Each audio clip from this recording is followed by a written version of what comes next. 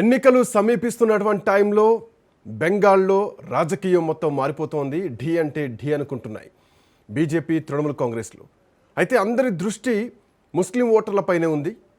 27% జనాభా 100 సీట్లలో ప్రభావితం చేసేటువంటి అవకాశం కూడా ఉంది. అయితే బెంగాల్లో ఒంటరిగా మజ్లిస్ పోటీ చేస్తోంది. పొత్తు విచ్ఛిన్నమైపోయింది. ఎవరి ఓట్లు ఎటు చీలుతాయన్నటువంటి ప్రశ్న ఇప్పుడు కనిపిస్తోంది. ఇప్పటికే మజ్లిస్ బీజేపీకి బీ టీం అంటూ దీది విమర్శలు చేస్తున్నారు. ముర్షిదాబాద్, మాల్దా, ఉత్తర దినాజ్పూర్లో ముస్లింల ప్రాబల్యం కూడా చాలా అధికంగా ఉంటుంది. అట్లాగే బిర్భూం కానీ దక్షిణ ప్రాంతాల్లో, బెంగాల్ ప్రాంతాల్లో కొంత ఎఫెక్ట్ ఉంటుంది.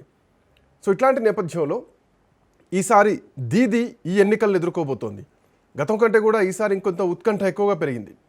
ఈసారి దీది గెలిస్తే దేశంలో చరిత్ర సృష్టించిన 4వ వరుస ముఖ్యమంత్రిగా అయ్యేటువంటి అవకాశం ఉంటుంది. ఒక చరిత్ర క్రియేట్ చేసే ఛాన్సెస్ ఉన్నాయి. సో ఏ పరిస్థితులు ఎట్లా ఉన్నాయి, బెంగాల్లో ప్రస్తుతానికి ఉన్నటువంటి పరిణామాలు ఏంటి, 23, 29 తేదీల్లో 2 ఫేజుల్లో జరగబోయేటువంటి ఎన్నికల్లో మే 4వ తారీఖు నాడు తీర్పు ప్రజలు ఎట్టువబోతున్నారు. మాట్లాడదాం ఇదే అంశంపైన. మనతో పాటు మాట్లాడడానికి ప్రముఖ రాజకీయ విశ్లేషకులు శేషు గారు ఉన్నారు. శేషు సార్ నమస్తే. శ్రీకాంత్ నమస్తే. ఇందాక నా మాటల్లో కొన్ని అన్నాను. అఫ్కోర్స్ చాలా డిబేట్లు మనం చేసాము. పశ్చిమ బెంగాల్లో ఎట్లాంటి పరిణామాలు ఉండబోతున్నాయి. సో ఇప్పుడు ఇంకా 3 రాష్ట్రాలు అయిపోయినాయి కాబట్టి పశ్చిమ బెంగాల్ మీద కొంత ఉత్కంఠ ఉంటుంది. లేటెస్ట్ పరిణామాలు ఏంటి, భారతీయ జనతా పార్టీకి ఏం హోప్స్ ఉన్నాయి, చొరబాటుదారులు అనేటువంటి అంశాన్నే ప్రధాన ఆయుధంగా మార్చుకుంది. ఇంకోటి బెంగాల్ ప్రజల సెంటిమెంట్తో దీది వెళ్తోంది. మోరోవర్ నిన్న జరిగినటువంటి ఎపిసోడ్ ఏదైతే ఉందో, ముస్లింల గౌరవం కోసం మేము పార్టీ పొత్తు విచ్ఛిన్నం చేసుకుంటున్నాం అని చెప్పేసి ఓవైసీ ఆయన సొంతంగా పోటీ చేస్తున్నారు అన్ని స్థానాల నుంచి కూడా. సో ఎట్లాంటి పరిణామాలు చూడవచ్చు? శ్రీకాంత్, ఇప్పుడు దేశవ్యాప్తంగా 5 రాష్ట్రాల ఎన్నికల్లో 3 రాష్ట్రాల ఎన్నికలు అయిపోయాయి. పాండిచ్చేరి, అస్సాం, కేరళ ఎన్నికలు అయిపోయాయి.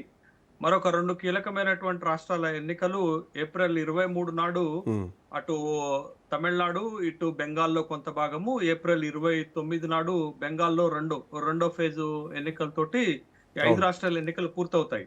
అయితే భారతీయ జనతా పార్టీకి అస్సాం తర్వాత అంత బలమైనటువంటి రాష్ట్రము గెలుస్తుంది అని అనుకుంటున్నటువంటి రాష్ట్రము వెస్ట్ బెంగాల్ కాబట్టి ఖచ్చితంగా వెస్ట్ బెంగాల్లో గెలవటానికి భారతీయ జనతా పార్టీ తన ముందున్నటువంటి అన్ని ప్రయత్నాలను, అన్ని అస్త్రాలను వాడుకుంటున్నట్టుగా మనకి కనపడుతుంది. అయితే బెంగాల్ శాసనసభ ఎన్నికలు ఎలా కనపడుతున్నాయంటే రాజకీయ యుద్ధ రణక్షేత్రంగా కనపడుతుంది. ఎందుకనంటే 2 బలమైనటువంటి పక్షాలు, అంటే రాష్ట్రంలో అధికారంలో ఉన్నటువంటి తృణమూల్ కాంగ్రెస్, కేంద్రంలో అధికారంలో ఉన్నటువంటి భారతీయ జనతా పార్టీ బెంగాల్ ఎన్నికలను ప్రతిష్టాత్మకంగా భావించడంతో అక్కడ ఒక రాజకీయ యుద్ధ రణక్షేత్రాన్ని తలపిస్తున్నట్లుగా మనకి కనపడుతుంది. ఎందుకు అంటే బెంగాల్ కి ఒక ప్రత్యేకత అప్పుడు స్వతంత్ర ఉద్యమంలో, తర్వాత స్వాతంత్రం వచ్చిన తర్వాత ఇప్పుడు కూడా ఉన్నది. బెంగాల్లో ఒక భిన్నమైనటువంటి రాజకీయము, బెంగాల్ దేశ రాజకీయాలను ప్రభావితం చేసేటటువంటి ఒక దమ్మున్నటువంటి రాష్ట్రము, ఒక పెద్ద రాష్ట్రంగానే మనకి కనపడుతున్నటువంటి నేపథ్యంలో ఇక్కడ 2 పక్షాలు కూడా గెలుపు కోసం అన్ని అవకాశాలను వాడుకుంటున్నటువంటి నేపథ్యం. అయితే 2011 తర్వాత బెంగాల్ రాజకీయాల పరిస్థితి మారిపోయింది శ్రీకాంత్. 2011లో ఎప్పుడైతే తృణమూల్ కాంగ్రెస్ బెంగాల్ శాసనసభ ఎన్నికల్లో గెలిచిందో, ఈ 15 సంవత్సరాల్లో మమతా బెనర్జీకి ప్రత్యర్థులు మారారు కానీ తను మారలేదు. అంటే ఒక మీకు 2016 వరకు మనకి లెఫ్ట్ ఫ్రంట్ ప్రధాన ప్రత్యర్థిగా ఉంటే, మీకు 2021కి వచ్చేసరకు ప్రధాన ప్రత్యర్థిగా భారతీయ జనతా పార్టీ మారింది. అందుకే నేను ఈ మాట అన్నాను. ఏమన్నానంటే బెంగాల్ దీదీకి ప్రత్యర్థులు మారారు కానీ తను మారలేదు అనేది. దేశంలో ఇవాళ మహిళా బిల్లు అమల్లోకి వస్తుంది అంటున్నటువంటి నేపథ్యంలోనే 30 రాష్ట్రాలు ఉంటే ప్రతిపక్షాలకు సంబంధించినటువంటి ఏకైక మహిళా ముఖ్యమంత్రిగా బెంగాల్ ని పరిపాలిస్తున్నటువంటి దీదీ ఉన్నారు. తర్వాత ఢిల్లీలో భారతీయ జనతా పార్టీకి సంబంధించినటువంటి రేఖా గుప్తా ముఖ్యమంత్రిగా ఉన్నారు. 30 రాష్ట్రాల్లో 2 మహిళలు ముఖ్యమంత్రులుగా ప్రాతినిధ్యం వహిస్తున్నటువంటి వేళ. అయితే ఇక్కడ గత 2011లో 2016లో లెఫ్ట్ ఫ్రంట్ పైన మమతా బెనర్జీ సునాయాసంగా విజయం సాధించింది.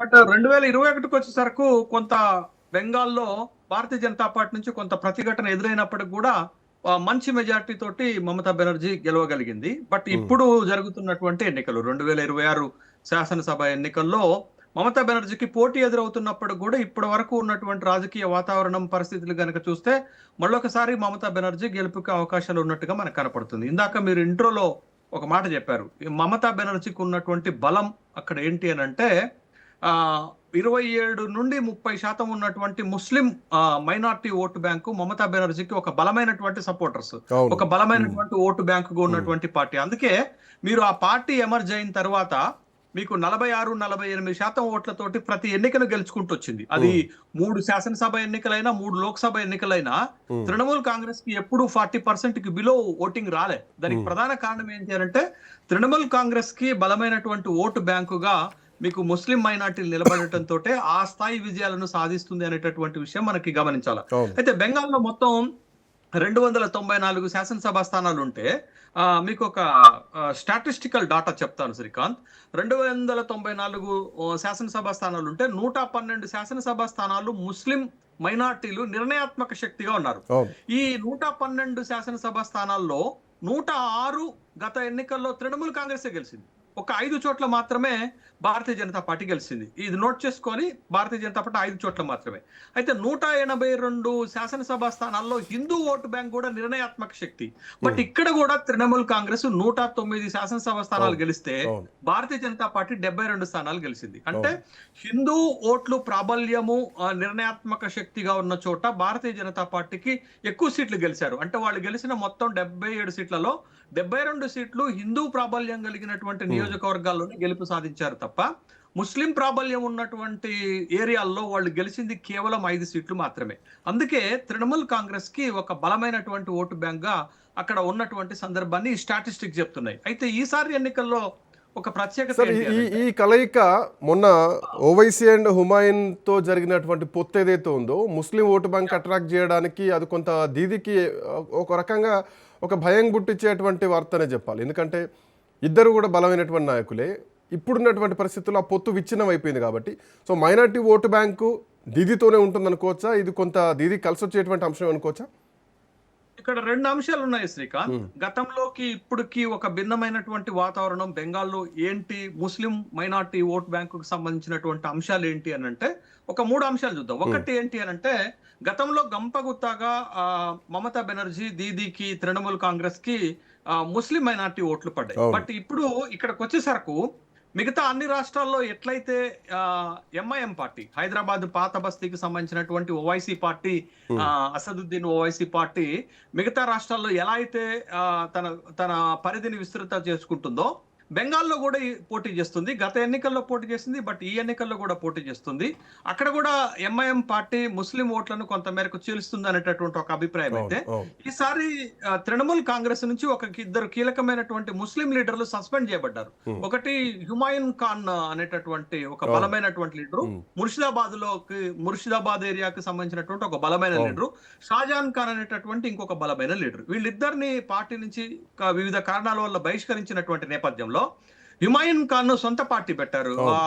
జనతా ఉన్నయన్ పార్టీ జేయూపీ అనేటటువంటి పార్టీ పెట్టారు. ఈ జేయూపీ ఎంఐఎం పార్టీ పొత్తు పెట్టుకుంటారు అనేటటువంటి వార్తలు వచ్చినటువంటి నేపథ్యంలో ఖచ్చితంగా వాళ్ళు ముస్లిం ఓటు బ్యాంక్ ని అట్రాక్ట్ చేస్తారు అనేటటువంటి వాతావరణం. బట్ ఇప్పుడు ఆ పొత్తు విచ్ఛిన్నం అవటం వల్ల కొంత తృణమూల్ కాంగ్రెస్ కి అడ్వాంటేజ్ అవుతుంది.